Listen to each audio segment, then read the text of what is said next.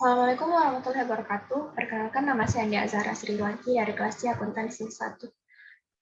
Di sini saya akan menjelaskan atau memaparkan sedikit materi mengenai pengangguran yang menjadi tugas UAS kali ini. Nah, pengangguran. Nah, definisi pengangguran sendiri yaitu seseorang atau sekelompok orang yang tergolong dalam sebuah angkatan kerja tapi tidak memiliki pekerjaan atau saat ini sedang mencari pekerjaan. Nah, jenis-jenis pengangguran itu pertama terbagi menjadi dua. Untuk jenis berdasarkan penyebabnya itu ada 6, yaitu konjungtur, struktural, friksional, musiman, teknologi, volatile. Dan berdasarkan sifatnya itu ada 4, yaitu terbuka, setengah, menengah, dan terselubung. Nah, yang pertama, jenis pengangguran siklis atau konjungtur. Ini merupakan pengangguran yang diakibatkan oleh perubahan dalam tingkat kegiatan perekonomian. Nah, kemudian pengangguran struktural. Nah, pengangguran struktural ini adalah pengangguran yang diakibatkan oleh perubahan struktur ekonomi suatu negara. Misalkan sebuah struktur pertanian, industri, atau struktur niaga. Nah, sehingga tenaga kerja tersebut seperti pada bidang pertanian itu tidak dapat bekerja karena adanya keterbatasan terhadap keterampilan yang mereka punya. Kemudian pengangguran friksional. Pengangguran friksional adalah pengangguran yang terjadi karena adanya kesenjangan antara pencari kerja atau lowongan kerja. Nah, kesenjangan tersebut muncul karena adanya kesenjangan waktu, informasi, dan jarak. Nah, kesenjangan itu sendiri adalah perbedaan. Contohnya seperti lulusan akuntansi mencari pekerjaan yang terkait dengan bidangnya, tetapi lowongan yang tersedia itu kurang atau kebanyakan menuju ke jurusan lain. Kemudian pengangguran musiman. Nah, pengangguran musiman adalah pengangguran yang terjadi secara berkala. Misalkan pada saat silang musim tanam dengan musim panen. Nah, pengangguran musiman ini contohnya juga seperti nelayan ataupun petani. Misalkan saat musim panen, artinya petani tersebut mempunyai pekerjaan. Saat bukan musim panen, petani tersebut tidak mempunyai pekerjaan seperti membajak sawah ataupun memanen. Kemudian pengangguran teknologi. Nah, pengangguran teknologi adalah pengangguran yang terjadi karena adanya kemajuan teknologi atau mekanisasi sehingga terjadi perubahan penggunaan tenaga kerja manusia menjadi suatu tenaga mesin. Kemudian, pengangguran voluntary atau sukarela, pengangguran yang terjadi karena seseorang yang secara sukarela berhenti bekerja, misalkan karena mendapat warisan, mengurus rumah tangga, ataupun melanjutkan pendidikannya. Pengangguran terbuka. Nah, pengangguran terbuka itu adalah suatu angkatan kerja yang benar-benar sangat tidak memiliki pekerjaan. Pengangguran terbuka terjadi karena kurangnya lapangan pekerjaan, kurangnya minat kerja untuk orang-orang atau malas, dan juga ketidakcocokan antara lowongan kerja dengan keterampilan yang dimiliki oleh pelamar kerja. Nah, setengah menganggur. Setengah menganggur itu artinya adalah suatu angkatan kerja yang bekerja di bawah jam kerja normal atau lebih kecil dari 35 jam seminggu. Kemudian pengangguran terselubung.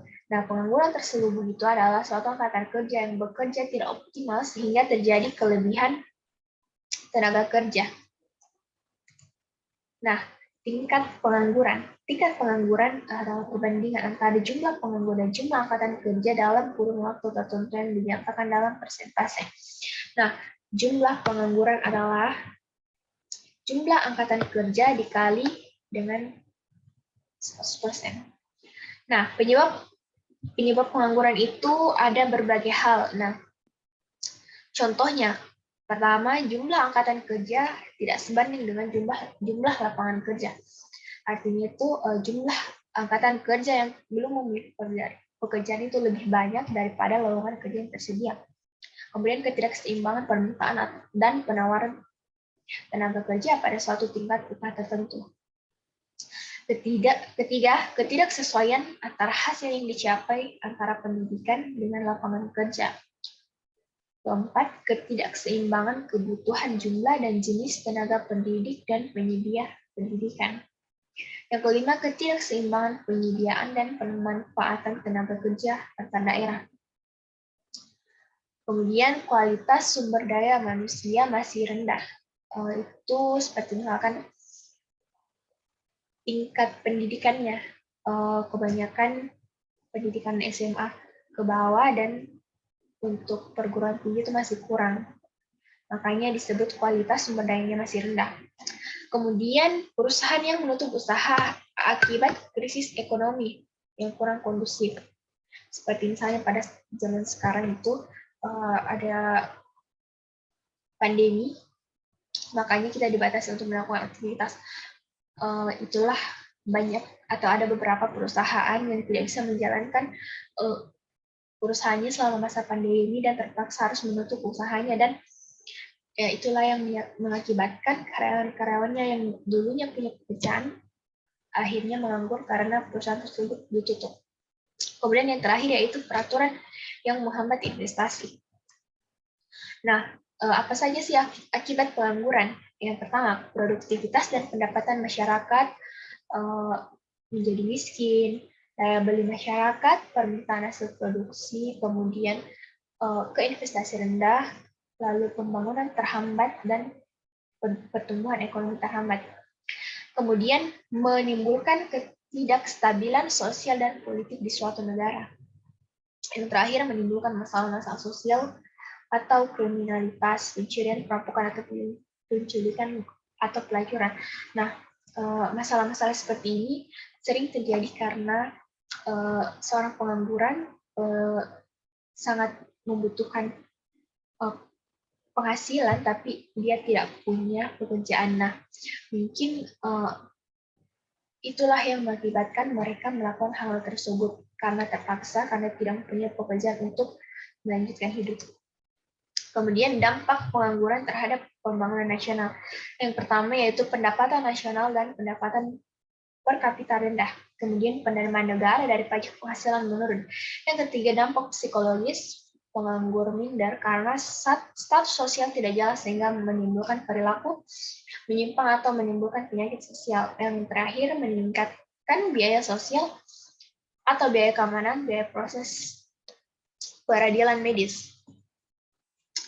Kemudian bagaimana sih cara mengatasi pengangguran secara umum? Yang pertama, memperluas dan membuka lapangan kerja. Membuka lapangan kerja itu bisa dimulai misalkan kita membuka sebuah usaha, lalu kita merekrut tenaga kerja yang tidak punya pekerjaan, lalu berkuranglah pengangguran. Nah, yang kedua itu mengadakan bimbingan dan penyuluhan tentang keterampilan tenaga kerja.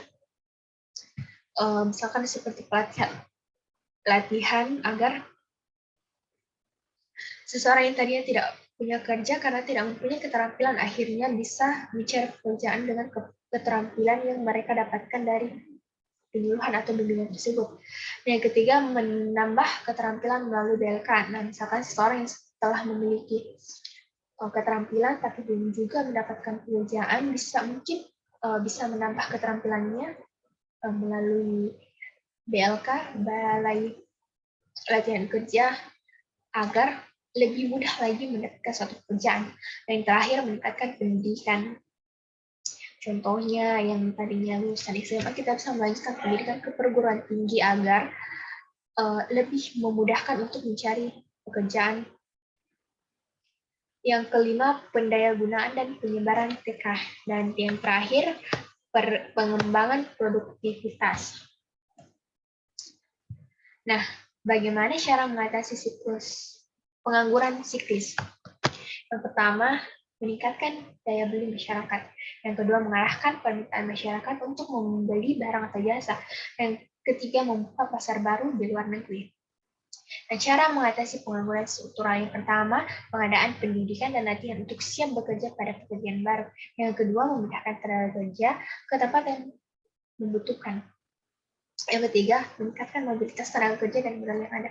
Dan yang terakhir, meningkatkan industri padat karya. Nah, cara mengatasi pengangguran fiksional yang pertama, mengusahakan informasi yang lengkap dan tentang permintaan dan penawaran tenaga kerja dan menyusun rencana penggunaan tenaga kerja sebaik mungkin. Cara mengatasi pengangguran musiman. Yang pertama, memberi informasi yang jelas tentang adanya lowongan pada bidang lain selain pekerjaan yang ditunggu. Kemudian, yang terakhir, melatih seseorang agar memiliki keterampilan untuk dapat bekerja pada masa menunggu musim tersebut. Misalkan petani, ia menunggu masa panen, nah ia bisa mencari pekerjaan lain, seperti misalkan menjual-jual atau membuka usaha jual-jualan. Nah, usaha-usaha yang dilakukan. Pertama, untuk pemerintah, contoh usaha yang dilakukan itu yang mendirikan BLK, meningkatkan mutu sekolah kejuruan, sekolah-sekolah SMK, dan yang ketiga menciptakan kondisi yang kondusif bagi penanaman modal migrasi dan KB. Untuk pihak swasta yaitu bekerja sama dengan sekolah atau kampus untuk magang perusahaan. Nah, individu, misalkan kita membekali diri kita keterampilan agar memudahkan kita mendapat pekerjaan, seperti keterampilan berbahasa atau komputer dan lainnya. Yang kedua yaitu menanamkan jiwa wirausaha dan tidak gengsi. Nah, itu dia yang dapat saya sampaikan sedikit tentang materi pengangguran. Kurang dan lebihnya mohon dimaafkan. Wassalamualaikum warahmatullahi wabarakatuh.